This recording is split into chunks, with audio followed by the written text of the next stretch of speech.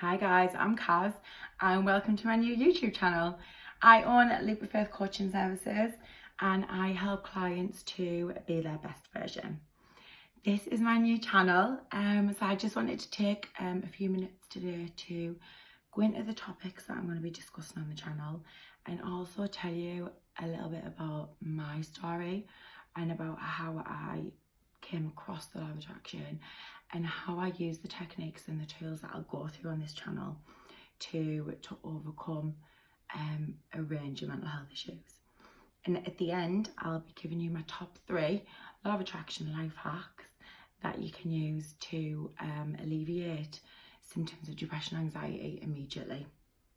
Okay, so like I say, I do a lot of work with clients and I've worked with hundreds of clients over the years, and a lot of what I'll be discussing on this channel will be law of attraction related. It will be how to improve relationships with law of attraction, how to manifest what you want with law of attraction, how to overcome depression, anxiety and a range of mental health problems using the law of attraction. I'm also going to cover my awakening experience, the dark night of the soul, the deep state stuff, and my own light worker journey. But today, I just wanted to give you kind of a brief intro into who I am. I've done a lot of videos for Facebook, but I've never really ventured into YouTube for a number of reasons, really. But I thought now was the time, and on my own journey, I know that I was massively helped by the YouTubers that I've watched. Aaron Doherty, Victor Oddo, Nikki Sutton. They've helped a lot over the last few years through my own experiences, and I wanted to be able to provide the sort of content that they do to help kind of the people that follow me and that might be interested in it and that are going through the same sort of things that I went through, because it's quite a difficult time is the awakening experience. But anyway, back to today. So my own personal history, I've never really told this to this extent on video before, but I thought now was the perfect time. And it's been quite a few years since my mum passed away, so I think that it's enough time has kind of passed for me to go into it now. The reason I'm so passionate about helping people and the reason that I get up in the morning to do this job is because I understand exactly what it's like to be at the lowest of the law, really. When I was 1, my mum was diagnosed with cancer. She had sort of, I'm not going to go into her kind of backstory because it's not my story to tell.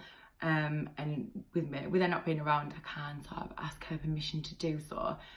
So I'll just go so far as to say that she had a very difficult life. And then when I was 1, she had a tumour that was, the doctors had not, so when she'd said that there was something wrong, that she couldn't kind of pick things up and walk in a straight line and stuff, they kind of passed her off, in, with it being the 80s, passed her off as being like a neurotic sort of patient. And so by the time they'd found her tumour, it was too big to kind of help. And with it being a C2, it was really high up, and long story short, after the operation, she was paralysed from the neck down. I think she only had about 2% of her spinal cord kind of intact. The rest of it is like it's supposed to be like a thick web of neurons and fibres and stuff. And it was pretty much just like a piece of string. So she was completely paralysed from the neck down. And added to that, she was given a very short life sentence. They told her that she probably wouldn't live to see me in primary school. So it was very difficult growing up. I always remember mum being in and out of spinal units all over the country, her being in agonising sort of pain, obviously not being able to walk. And then added to that, there was a lot of stuff going on with doctors and fighting for her rights and fighting for assistance and help and stuff. And it was quite difficult to see as a young child to see your mum go through that. And because she was given not very long to live quite often, as it turned out, the doctors had advised her to sit me down as a small child and to tell me that she was going to die. And then obviously she wouldn't die. And that she didn't die, I was 29 by the way. And that kind of that started off my OCD. My mum used to say that she would wake up in the middle of the night and I would just be stood over her with my hand over her mouth to check that she was still breathing, because I was pretty much at that point obsessed with her dying, obsessed with my dad dying.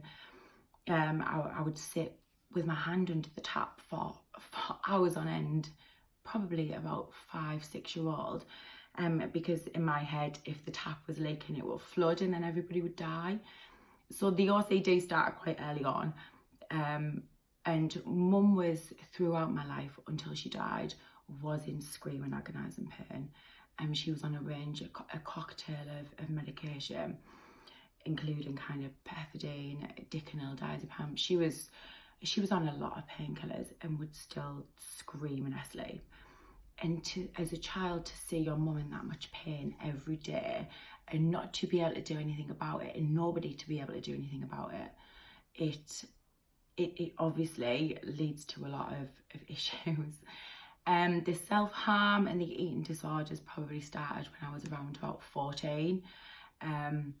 It was just a very difficult time. I don't ever back then sort of remember feeling normal. I just remember it being painful. Then depression, I got agoraphobia, massive self-harm issues, to the point where there wasn't a space on my body that wasn't covered in open wounds. And I remember when I was about 18 or 19 getting sacked from quite a few jobs, simply because I would just be consistently bleeding all over like uniforms and they would have to send me home. As a child as well, when I was about 12, I was still bedwetting. I was scared to go out. I would have panic attacks a lot. And this continued and came to its peak during my postnatal depression episode. That was sort of the turning point for me. This was 6 years ago, five years ago now. And that up until that point, while I knew about the law of attraction, I'd heard about it in about 2006, 2007. And like a lot of people, I'd started sort of doing bits of it and reading up on bits of it, and then life would just get in the way and I would forget again. But at the point of my postnatal depression, I think it was do or die. It was literally, at this point I had nothing. I broke up with my partner's and my baby's dad. I had left my job in teaching. I pretty much withdrew completely from any sort of normal life, and I don't think I left the house for a good 9 months.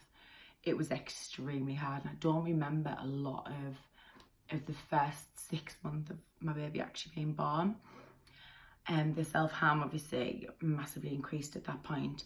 And I think having a baby and being that close to kind of giving up, it sort of shocks you into it being one or the other. You make a choice to live, or you're gonna go down.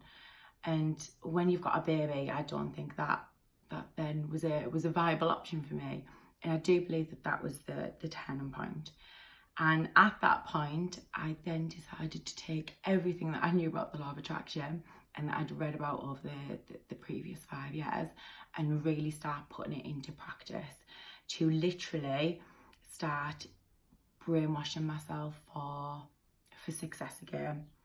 Having done psychology, I understand how childhood programs and how what happens as a child is inbuilt into our subconscious, and how these patterns then replay themselves in our lives. And so I was aware of how exactly to do it, but it was finding the daily routine to implement it.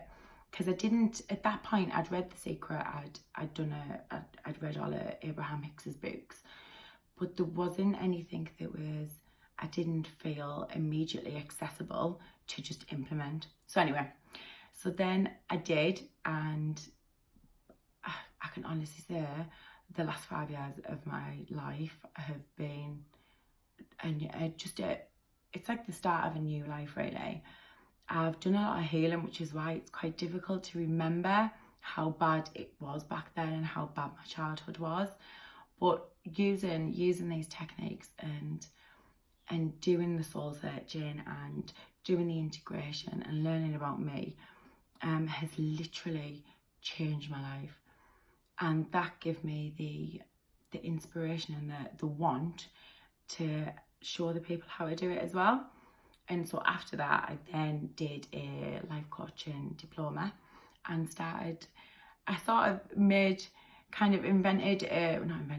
worked out my own subconscious reprogramming course. And I mixed that with the stuff I was learning with life coaching, and I haven't looked back. And I've not only seen it work for me, but I've seen it work for hundreds of clients over the years. Literally eradicate mental health issues to the point where the people are not identifying themselves as having those mental health issues anymore, and manifesting the most amazing things. And all of this I'll go into much more detail with over the next months and years, etc. But if you do have any comments or you do have any questions on this video, I do want this to be much more interactive than just me talking.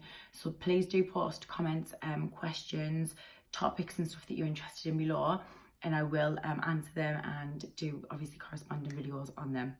So now I just wanted to do a few of my favourite law of attraction life hacks for those that are suffering in the midst of like depression and anxiety now. One of the main things I've found working with clients and obviously with myself is to really sit down and kind of do a life audit.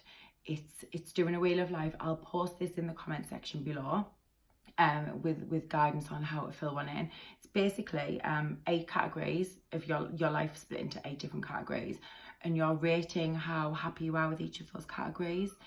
And we don't do that quite often, and it's quite a shock to see what sort of scores that you give things. And the point of it being is, imagine it like a big circle. So each of them areas has got the corresponding bit of the pie chart, for example, and they are all out of 100. The aim is for obviously your wheel to be quite balanced and quite high, rather than have some areas of your life that you're massively happy with and some areas that you're ignoring because you don't really know what to do about them, but they are massively low ones. We have most leverage in the lower sections, so the ones that are not doing so well, the areas of our lives that are not doing so well, provide the most leverage for us to work with. Because eventually, if it's your health and you're ignoring your health because you want to work and earn money, and the working in the money area of your life is absolutely bang on, but you're to the detriment of your health, eventually that is going to have a knock-on effect on all of the other areas. And if you don't look after your health, eventually you won't be able to work, and then the work and the money thing and everything else will go down.